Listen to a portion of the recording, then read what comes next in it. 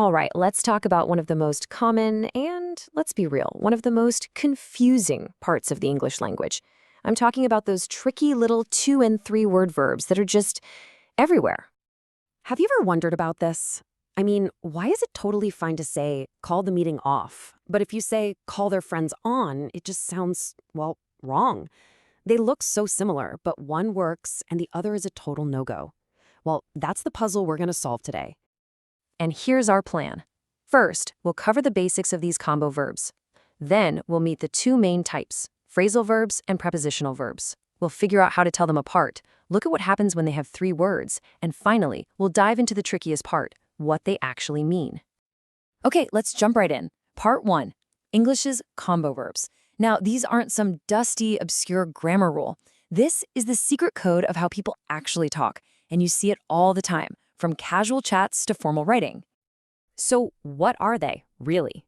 Think of it like this. A regular verb teams up with a little sidekick, a small word we call a particle, like up, in, on, out. And when they join forces, boom, they create a completely new meaning, one that you often can't guess just by looking at the individual words. And this is so important because your choice here really changes the feel of what you're saying. Put out the fire is something you'd yell to a friend. It's casual, it's normal, but extinguish the fire, that's something you'd read in an official report. It's way more formal. It's all about knowing your audience and picking the right register for the situation. All right, on to part 2. Let's meet the first major category, phrasal verbs. You can think of these as a really tight-knit duo, just a verb plus an adverb particle working together. So here's the official definition. It's a combination that creates a new single unit of meaning and grammar. And that's the key idea to hold on to. They act like one single chunk, one idea, both grammatically and in what they mean. And these phrasal verbs have a very cool party trick. The little particle can actually jump over the object in the sentence. So you can say, they called off the meeting, or they called the meeting off. Both are 100% correct. This flexibility is a huge clue you're looking at a phrasal verb. But, and this is a big but, there's one simple, unbreakable rule. If that object is a pronoun, like it, him, her, them, it absolutely must be sandwiched in the middle.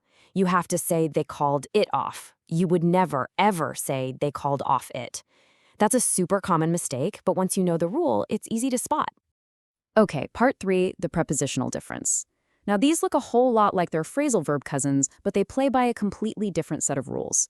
And this is where we finally solve the puzzle from the beginning of our explainer.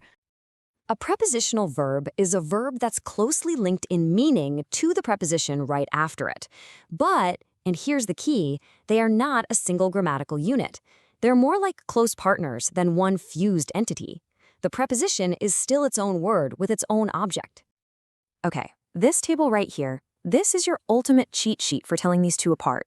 Let's run through the tests. First, pronoun placement. With the phrasal verb call up, the pronoun goes in the middle. They called them up. But with the prepositional verb call on, it goes at the very end. They called on them. Test 2, the adverb test. You can totally slip an adverb in the middle of a prepositional verb, like they called early on their friends. But try that with a phrasal verb. They called immediately up. Nope, sounds awful. Doesn't work. And test 3 is all about where you put the stress. With a phrasal verb, you stress the particle. They called up. With a prepositional verb, the stress stays on the main verb. They called on their friends. That last test is a bit more advanced, but honestly, these first 3 are your core toolkit. So now that we've got the 2 main types down, let's look at what happens when they team up. Section 4, the 3-word combos. These are called phrasal prepositional verbs, and the name tells you exactly what they are. A verb, an adverb particle, and a preposition all lined up. And the big rule for these guys is that unlike some of our flexible phrasal verbs, this 3-word team is completely inseparable. They are stuck together like glue. And you use these all the time. I mean, who hasn't had to put up with a bad situation? Or had that panic when you run out of coffee? You might stand up for your friends or look forward to a vacation.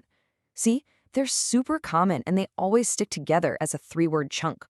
All right, let's head into our final section and tackle what is, for most people, the biggest challenge of all, the meaning maze.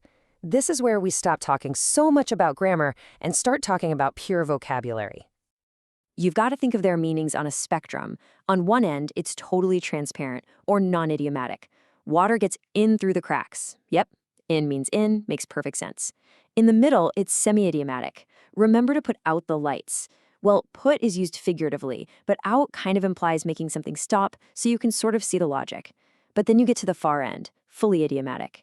He decided to give up smoking. This has nothing to do with giving or up. It just means quit. You could never guess that from the parts. And this slide just captures the challenge perfectly. Take a simple combo like put up. It can mean to build something, like put up a tent.